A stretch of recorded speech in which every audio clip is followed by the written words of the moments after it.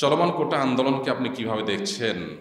আমরা এর আগে আমাদের একটা লাইভ অনুষ্ঠানে বলেছিলাম যে মৌলিকভাবে মৌলিকভাবে আহ, কোনো মানুষ পিছিয়ে আছে, দুর্বল, অসুস্থ, তাদেরকে ছাড় দেওয়া, অগ্রাধিকার দেওয়া, এটা দোষের কিছু না। এবং সেই সাথে বিশেষ কোনো অবদান কেউ রেখেছে, তাদেরকে প্রণোদনা বা বিশেষ কোনো সুবিধা দেওয়া, এটা মৌলিকভাবে দোষের কিছু না।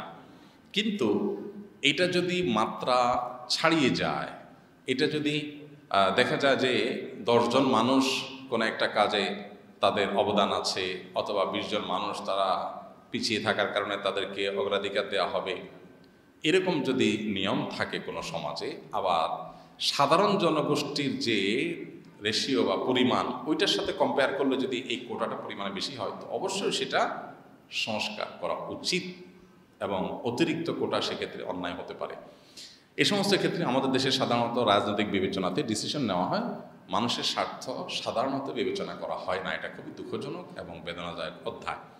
দেখুন, নবী করিম সাল্লাল্লাহু আলাইহি সাল্লামের সাহাবা ইকরাম যারা জিহাদ করেছেন বা যারা বিভিন্ন অবদান রেখেছেন দ্বীনের জন্য, তাদের আল্লাহর বিধান অনুযায়ী জিহাদ থেকে লব্ধ যে সম্পদ, সেগুলো বন্টনের ক্ষেত্রে তারা ভাগ পেয়েছেন। এর বাইরে রাষ্ট্রীয় সম্পদ থেকে বা অন্যান্য কিছু থেকে নবী করিম সাল্লাল্লাহু আলাইহি সাল্লাম তাদের বংশধরদেরকে ফ্যাসিলিটিস দেওয়া, এটা করেন নাই। আমাদের দেশে কোটার ক্ষেত্রে একটা জায়গাতে আমার গুরুতর আপত্তি আছে, এবং আমার আপত্তি করার কারণে হয়তো এক শ্রেণী মানুষ তারা আবার সেটা নিয়ে আপত্তি করবেন। সেটা হলো, আমাদের দেশে মেয়েদের চাকরি দেওয়ার ক্ষেত্রে কিছু কিছু জায়গায় তাদের কোটা এত বেশি রাখা হয়েছে যে ছেলেদের মধ্যে বেকারত্বের পরিমাণ দিন দিন বাড়ছে।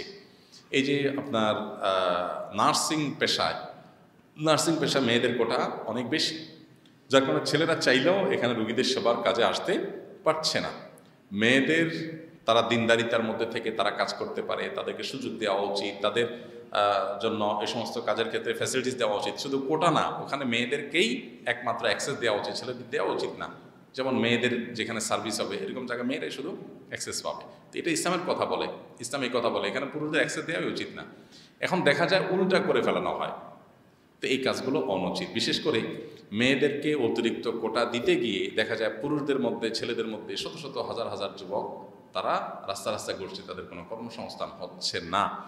একজন মেয়ে, তিনি যদি ডিভোর্সি হন, তিনি যদি কোনো কারণে নির্যাতিতা হন, বা তিনি কারণে পিছিয়ে পড়া থাকেন বা অভাবী থাকেন, তার চাকরির দরকার হয়, তিনি চাকরি করবেন। আবার ওই যে বললাম, মেয়েদের সার্ভিস রিলেটেড বিষয়গুলোতে মেয়েরাই সার্ভিস দিবেন, এগুলো ঠিক আছে, ইসলাম এগুলোর সাথে ইসলামের কোনো বিরোধ নেই।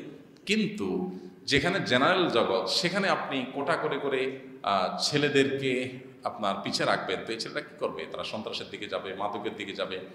কাজে যদি ব্যস্ত থাকে, তাহলে সাধারণত অপরাধ প্রবণতা মানুষের মধ্যে এতটা থাকে না।